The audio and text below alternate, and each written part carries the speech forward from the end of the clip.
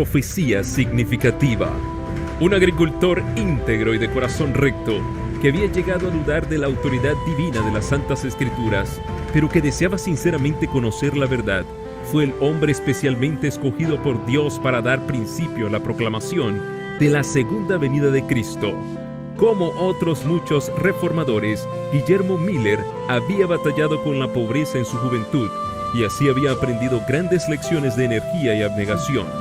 Los miembros de la familia de que descendía se habían distinguido por un espíritu independiente y amante de la libertad, por su capacidad de resistencia y ardiente patriotismo, y estos rasgos sobresalían también en el carácter de Guillermo. Su padre fue capitán en la Guerra de la Independencia norteamericana, y a los sacrificios que hizo durante las luchas de aquella época tempestuosa pueden achacarse las circunstancias apremiantes que rodearon la juventud de Miller.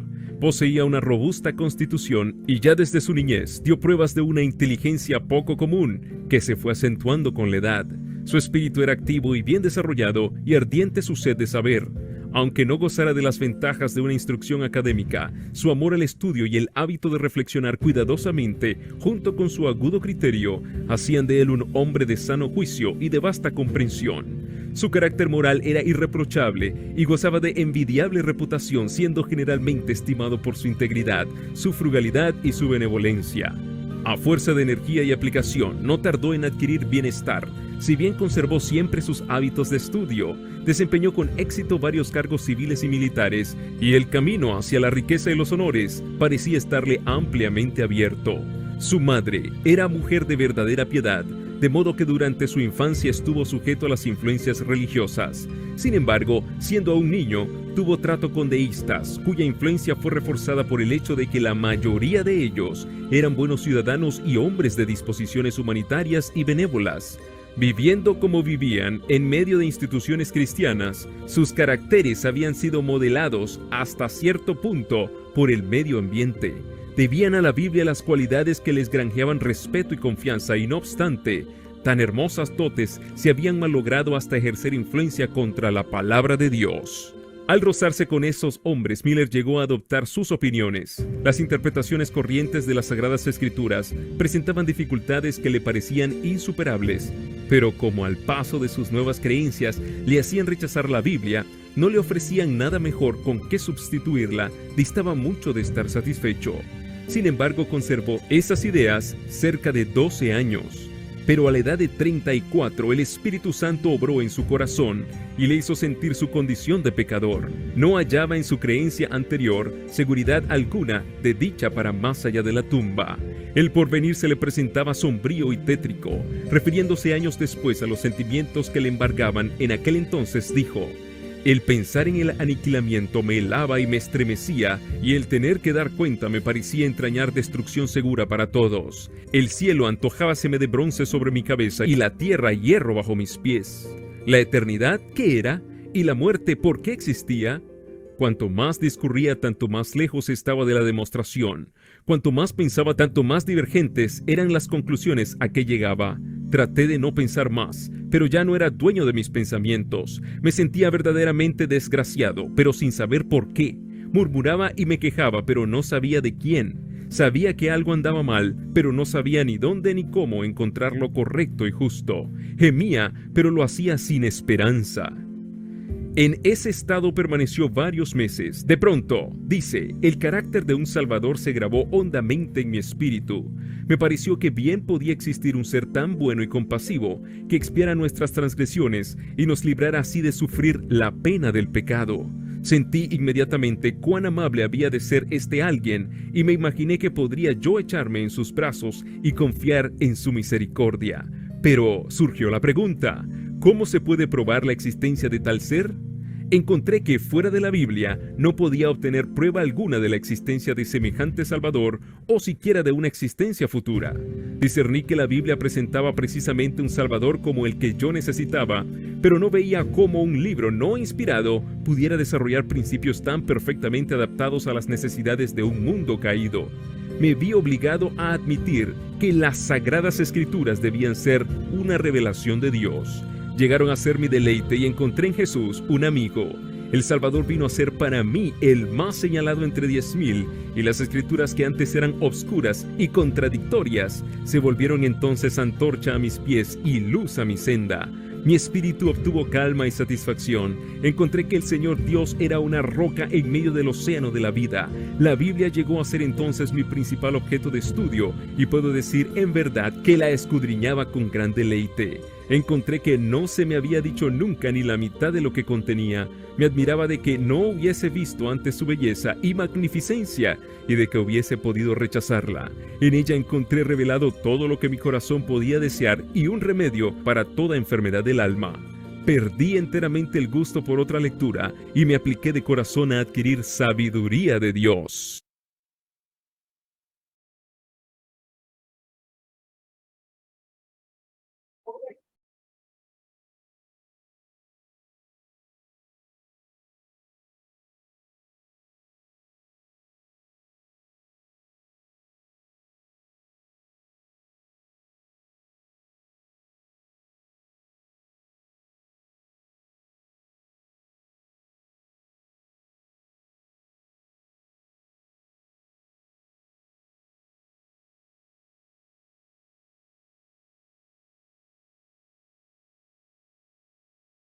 Muy bien, me van a perdonar el ruido de fondo que probablemente estén escuchando, pero tengo un camión estacionado frente a mi casa y por eso estoy aguantándome un poquito. A ver si se va.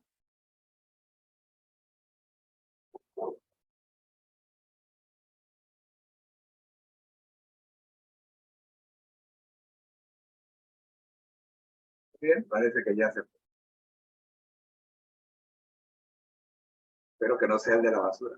No he sacado la basura.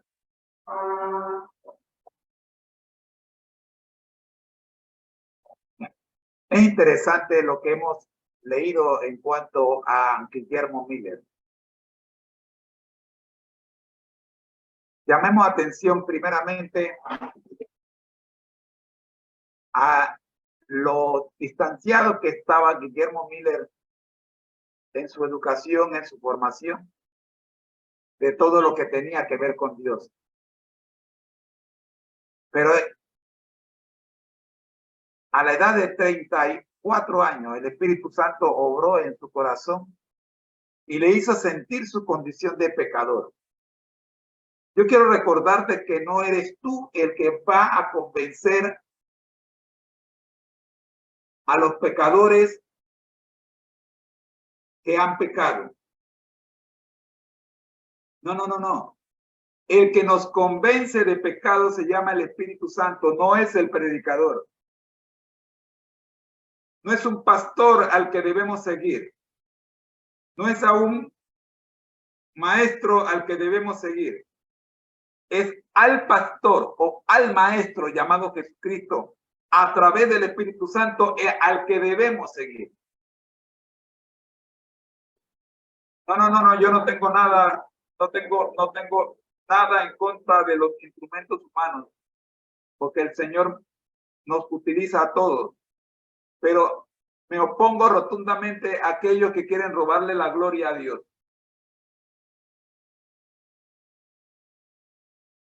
Tú puedes ser un seguidor de un determinado varón de Dios, pero manteniendo presente que lo que él diga debe ser comparado con lo que dice la Escritura.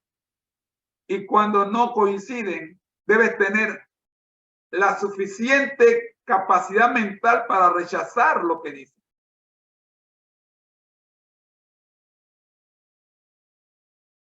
Fue el Espíritu Santo el que obró en el corazón de Guillermo Miller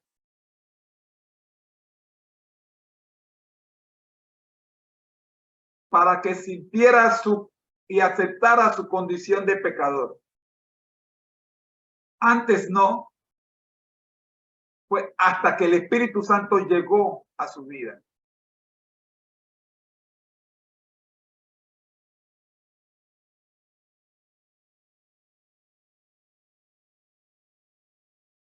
En el pensar, en el aniquilamiento Dice Guillermo, el pensar en el aniquilamiento me helaba y me estremecía, y el tener que dar cuenta me parecía entrañar destrucción segura para todos.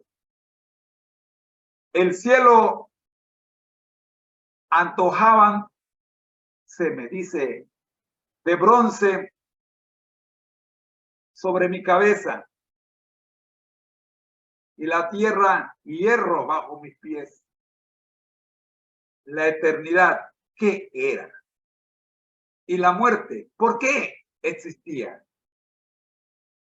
Cuanto más descubría, dice que cuanto más descurría, tanto más lejos estaba de la demostración. Cuanto más pensaba, tanto más divergentes eran las conclusiones a que llegaba.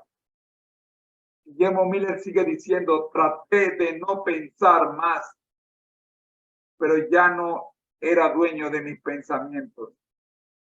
Me sentía verdaderamente desgraciado, pero sin saber por qué. Murmuraba y me quejaba, pero no sabía de quién. Sabía que algo andaba mal, pero no sabía ni de dónde ni cómo encontrar lo correcto y lo justo.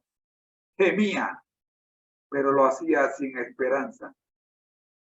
Esto me recuerda el Salmo 88.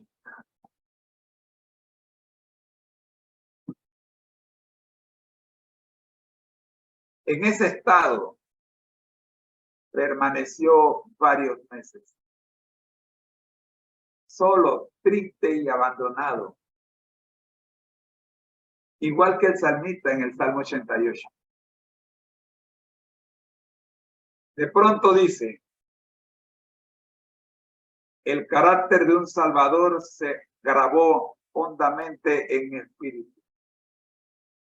Me pareció que bien podía existir un ser tan bueno y compasivo que expiara nuestras transgresiones y nos librara así de sufrir la pena del pecado. Sentí inmediatamente cuán amable había de ser este alguien. Y me imaginé que podría yo echarme en sus brazos y confiar en su misericordia. Gloria a Dios. Pero surgió la pregunta, una pregunta más en la mente de Miller, que puede ser la pregunta que te esté también surgiendo en tu mente. ¿Cómo se puede probar la existencia de tal ser? Mientras yo estudiaba ciencia en la escuela secundaria y más tarde en la universidad, esta pregunta me la hice 1000 veces. Dice Miller, encontré que fuera de la Biblia no podía obtener prueba alguna de la existencia de semejante Salvador, o siquiera de una existencia futura. Sigue diciendo, discerní que la Biblia presentaba precisamente un Salvador que, como el que yo necesitaba, pero no veía cómo un libro no inspirado pudiera desarrollar principios tan perfectamente adaptados a las necesidades de un mundo caído.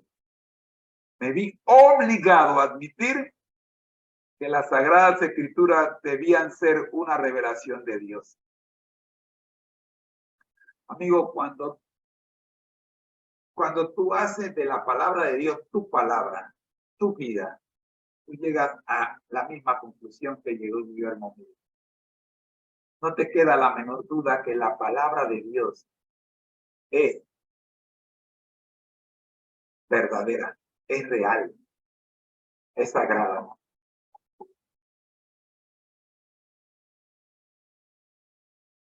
llegaron a ser mi deleite, dice Miller. Y encontré en Jesús un amigo. El Salvador vino a ser parte de mí. El más señalado entre 10,000.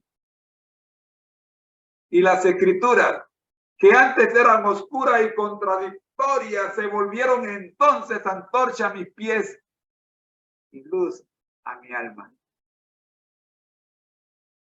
Mi espíritu obtuvo calma y satisfacción. Encontré, dice Miller, que el Señor Dios era una roca en medio del océano de la vida. La Biblia llegó a ser entonces mi principal objeto de estudio y puedo decir en verdad que la escudriñaba con gran deleite. Encontré que no se me había dicho nunca ni la mitad de lo que contenía. Me admiraba de que no hubiese visto antes su belleza y magnificencia y de que hubiese podido rechazarla.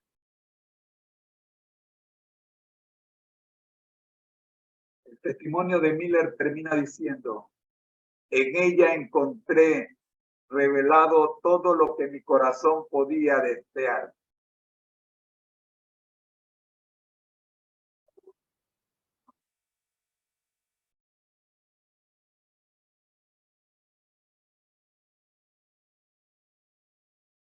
Y un remedio para toda enfermedad del alma.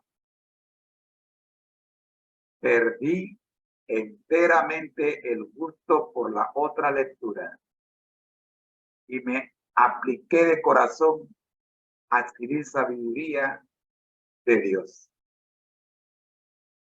Amigos, yo te invito a experimentar mediante el escudriñamiento de la palabra de Dios la experiencia de Guillermo Miller. Hasta aquí el análisis del tema central para el día de hoy. Esperamos que Dios te bendiga. Te espero mañana para continuar estudiando el conflicto de los siglos, capítulo 16. Gracias, Señor, le damos por permitirnos el análisis del capítulo 19 del capítulo conflicto de los siglos en su segunda parte para el día de hoy. Oramos, buen Dios, para que mañana, cuando veamos la tercera parte, podamos seguir enriqueciendo nuestro espíritu con testimonios como este. Por Jesús. Amén. A continuación tendremos el segmento de la escuela sabática para nuevos creyentes. Regreso con ustedes en un minuto.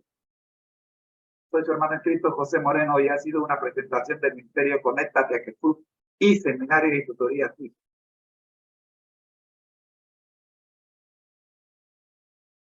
Nos vemos mañana, si el Señor nos lo permite. Bendiciones.